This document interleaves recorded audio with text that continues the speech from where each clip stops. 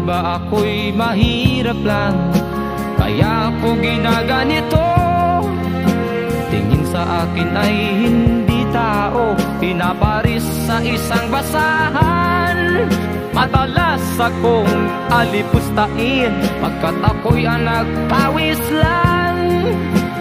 Di man lang nila iniisip na ako ay nasasaktan.